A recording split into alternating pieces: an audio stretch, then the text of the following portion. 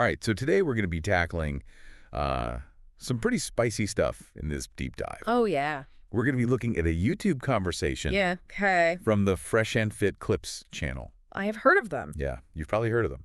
They're known for their, let's just say, lively discussions Lively. about dating and relationships. Mm-hmm. And this particular conversation, well, Yeah, it brings up some pretty strong opinions for sure. For sure. about how men and women see things differently. It's like looking at a social experiment. Oh, yeah. What I find so interesting about this specific source is that it's not some like Right. polished debate or like an academic research paper or something. It's just raw and unfiltered Yeah. and even sometimes a bit awkward, which makes it even more interesting to analyze. Yeah, exactly. It's like a real-life example of how these conversations can go totally sideways. Totally. And that's actually what makes it so valuable for our deep dive. Okay. We're not here to say who's right or wrong or to offer solutions. Right. Instead, we just want to unpack how this conversation kind of reveals the underlying dynamics and values and maybe even some of the societal pressures that are shaping how people approach relationships these days. It's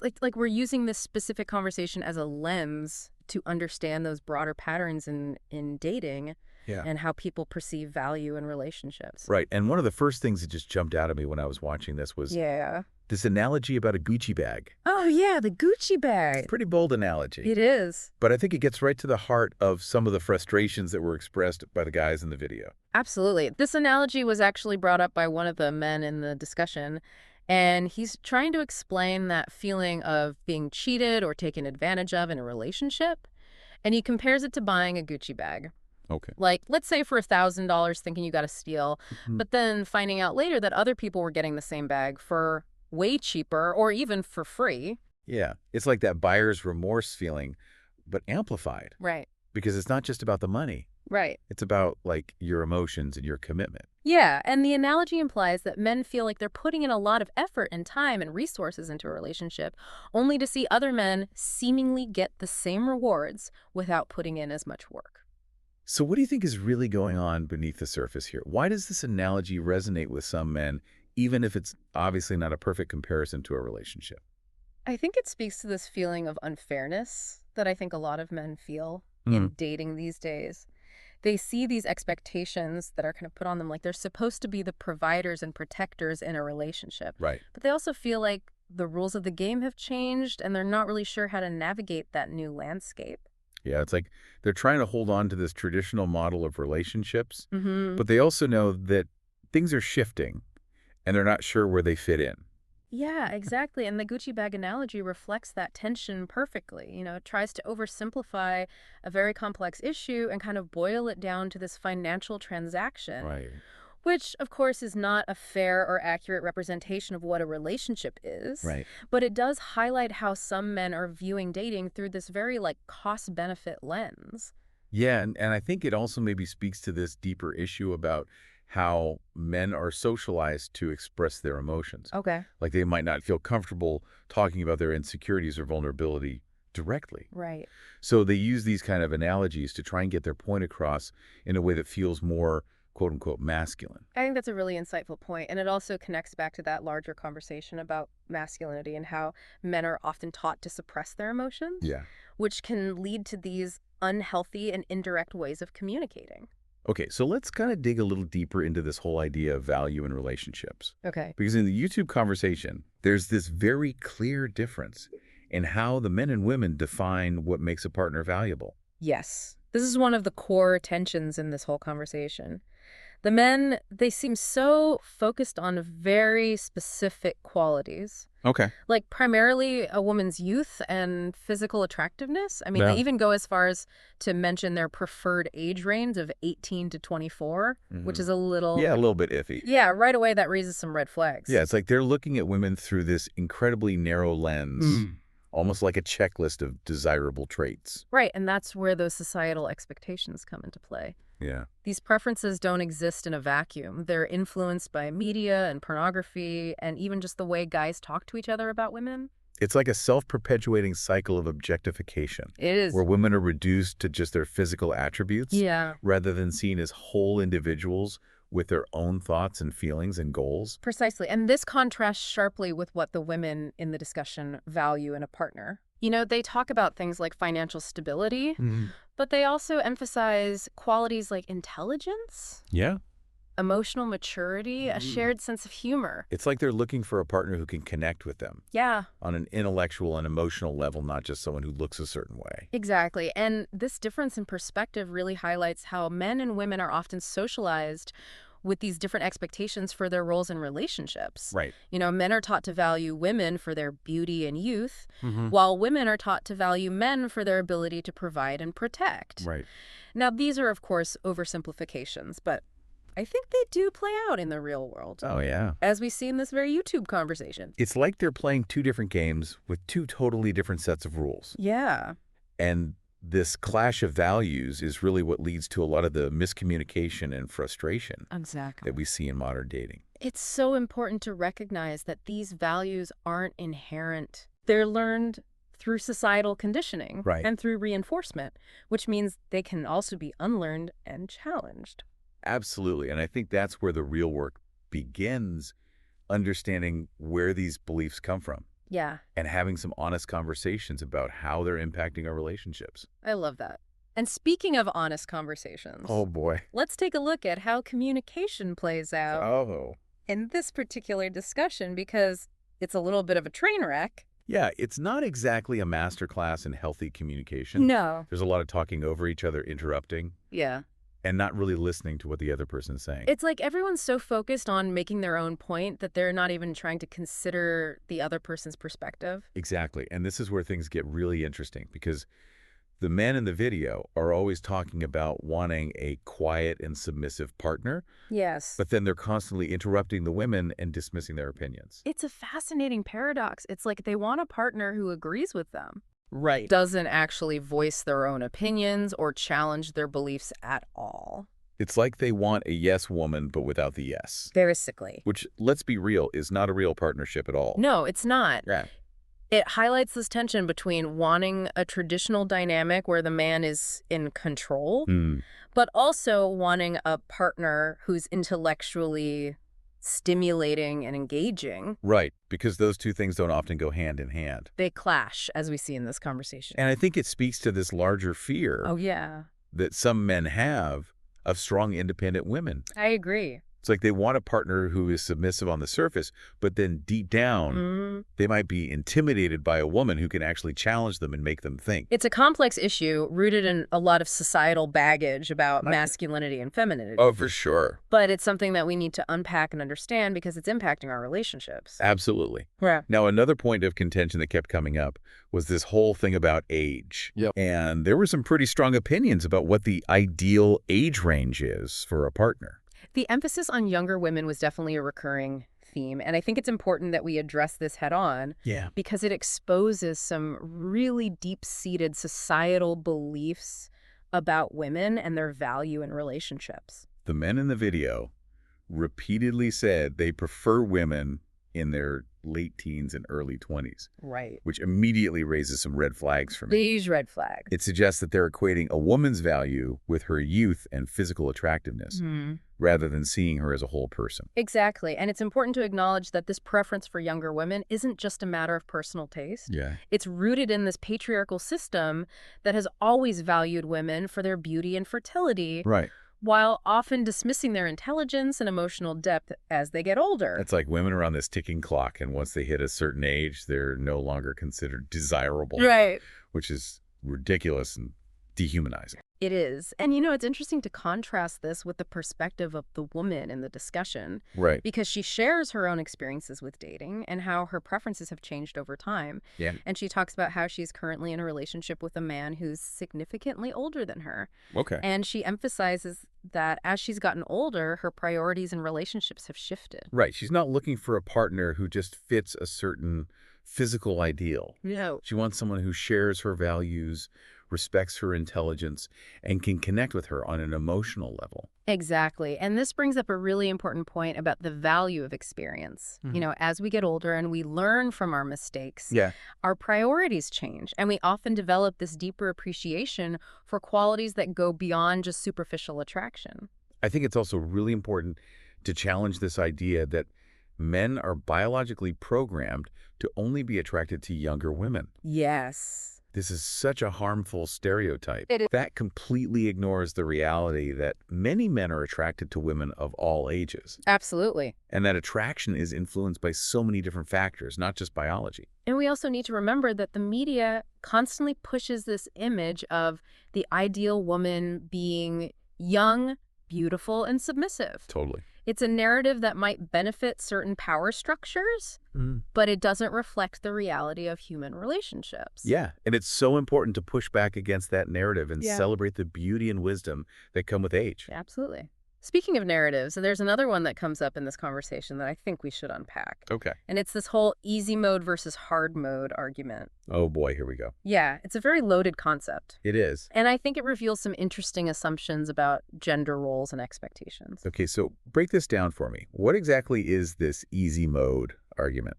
So basically, the man in the video is arguing that women have it easy in life, Okay. while men are stuck playing on hard mode. He's claiming that men have to work harder, face more challenges, and constantly prove themselves, while women can just coast through life based on their looks. That's a pretty reductive argument. It is. And it kind of shows a lack of understanding of the challenges that both men and women face in our society. Totally. And it's also incredibly dismissive of the struggles that women experience, Right. From systemic sexism and discrimination to things like sexual harassment and violence. It's important to note that this easy mode argument is often used to justify bad behavior. It is. It's like saying, well, my life is so hard, so I'm allowed to act this way. Exactly. And we need to challenge that narrative and recognize that everyone faces challenges in life, Right. regardless of gender. Now, the woman in the video doesn't just accept this easy mode label. No, she doesn't. She pushes back and talks about her own experiences with hardship and growth. Yeah, she talks about overcoming personal obstacles, building a career, and navigating the complexities of relationships. Right. It's like she's a living example of how this whole easy mode argument is just BS. Yeah, Women are not just gliding through life effortlessly. absolutely not. They're working hard, making sacrifices, and facing challenges just like everyone else. And it's important to acknowledge that the challenges that men and women face might be different, but they're not less valid or less difficult to overcome. Totally. It's not about comparing struggles or trying to one-up each other. Right. It's about recognizing that everyone has their own unique journey, and we should be supporting each other, Yes. not tearing each other down. Exactly. And this brings us back to that crucial element of communication and empathy in relationships. Oh, yeah. Because throughout this entire YouTube discussion, there's just this glaring lack of willingness to really listen to each other and try to understand where the other person is coming from. It's like they're all stuck in their own little echo chambers, Mm-hmm. just repeating the same talking points over and over again and refusing to acknowledge that there might be another valid perspective. And this breakdown in communication is one of the biggest obstacles to creating healthy and fulfilling relationships. Yeah, if you can't even have a respectful conversation about your differences, how can you possibly build a life together? Right. It's like they're speaking different languages even though they're using the same words. Totally. And this whole communication breakdown is a major theme that we'll be unpacking as we continue this deep dive. It's a key part of understanding why these conversations about dating and relationships can become so fraught with tension and misunderstanding. And it's a reminder that we all need to work on our communication skills, Yeah, both in our romantic relationships and in our interactions with the world in general. well said. Now, there's another interesting dynamic that popped up in this conversation that I think is worth exploring. Okay. It's this thing about men wanting a partner who is quote-unquote moldable or coachable. That's a pretty loaded term, and it immediately raises some red flags for me. Yeah, me too. It suggests this desire for control and this lack of respect for the woman's individuality and autonomy. It's like they're viewing a potential partner as a project to be shaped and molded Exactly. according to their own preferences, Right. rather than seeing her as an equal partner. Right, with her own thoughts, feelings, and desires. Yeah, it's almost like you're looking for this blank slate that they can write their own script onto. And I think this desire for moldability often stems from insecurity Okay. and a fear of strong, independent women. It's Interesting. like they want a partner who will constantly seek their approval and validation rather than someone who can actually challenge them and help them grow as a person. Right. It sets up this dynamic that's inherently unbalanced and ultimately unhealthy. Absolutely. And it was interesting to see that the woman in the discussion pushes back against this whole moldable narrative. Yeah. She talks about the importance of personal growth and learning from her own experiences. Right. She's not interested in being someone's project Mm. or conforming to someone else's expectations of who she should be. But she wants a partner who will celebrate her for who she is, Yeah. not try to change her into someone she's not. And this highlights how important it is to find a partner who values your individuality and supports your personal growth. Right. It's about finding someone who wants to see you thrive, not shrink. Now, another thing that kept popping up was this idea of men wanting peace and stability in a relationship, but then they often portray women as being overly dramatic or emotional.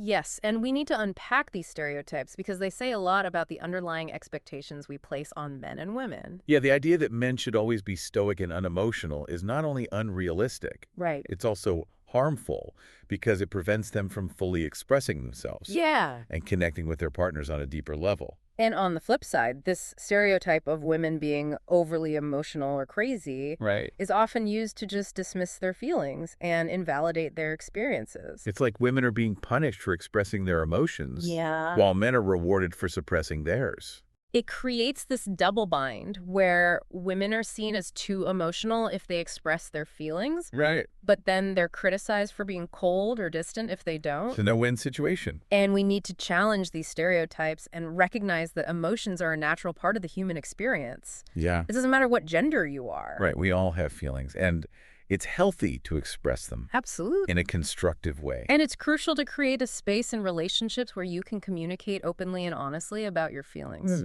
both the good and the bad ones. Now, there's one more elephant in the room that I think we need to address Okay. before we wrap up this part of the deep dive. I'm listening. And that's the whole transactional nature of this conversation. Oh, yeah. It's subtle, but it's definitely there. Yeah, there's this underlying current of weighing costs and benefits. Right. Like, relationships are some kind of business deal. Exactly. You hear all this language like paying full price or getting a discount or what's in it for me. It's a very spreadsheet mentality. It is. Instead of approaching relationships as a place for love and connection and growth. And I think this transactional mindset is becoming more and more common, Yeah. especially with the rise of online dating and social media.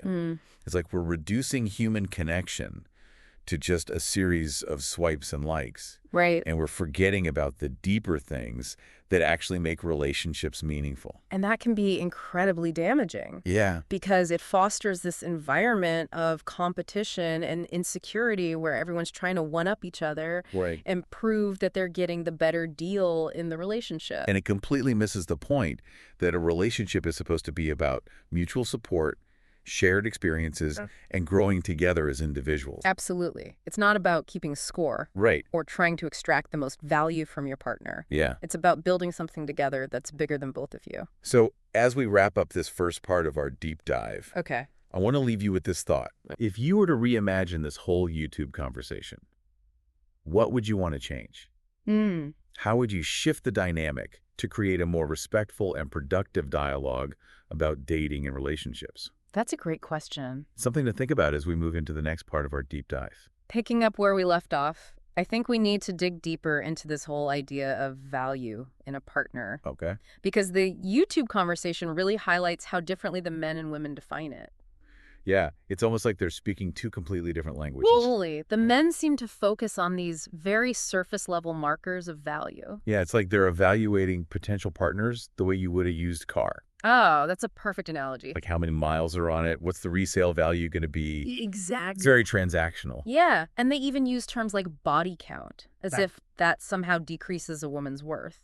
It's so messed up. It is, and it goes back to this outdated view of women as property, something to be possessed and controlled. Yeah, like a woman's value is tied to her sexual history, which is not only ridiculous, but incredibly harmful. Absolutely. It's so refreshing to hear the woman in the video push back against that. Yeah, she talks about how her experiences and relationships have shaped her into the strong, independent woman she is today. Right. And she even mentions that her current partner is significantly older than her, Oh, wow. which totally contradicts the men's assumptions about what women find attractive. Yeah, it shows that attraction and compatibility are so much more nuanced than just checking boxes on a list. Exactly. It's Yeah. about shared values, emotional intelligence, and a genuine connection. Absolutely. So much deeper than surface level stuff. Okay, so another thing that really stood out to me was this weird contradiction where the men say they want a traditional relationship Okay. with the man as the provider and leader. Right, the classic dynamic. But then they're obsessed with finding younger, less experienced partners. That is a fascinating contradiction. What are they really looking for?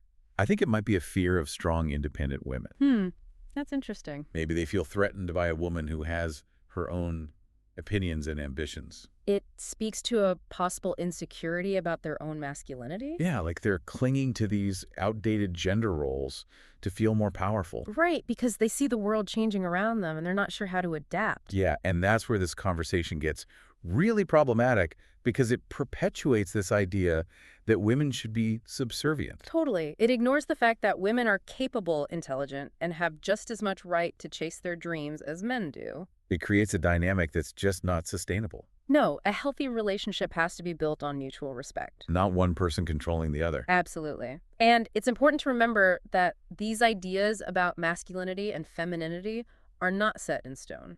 They can change. Yes, they're constantly evolving. Okay, so how can we reframe this whole conversation? Good question. What would a healthier approach to dating and relationships look like? Well, first of all, we need to move past those superficial markers of value. Real compatibility comes from shared values, respect, and a genuine connection.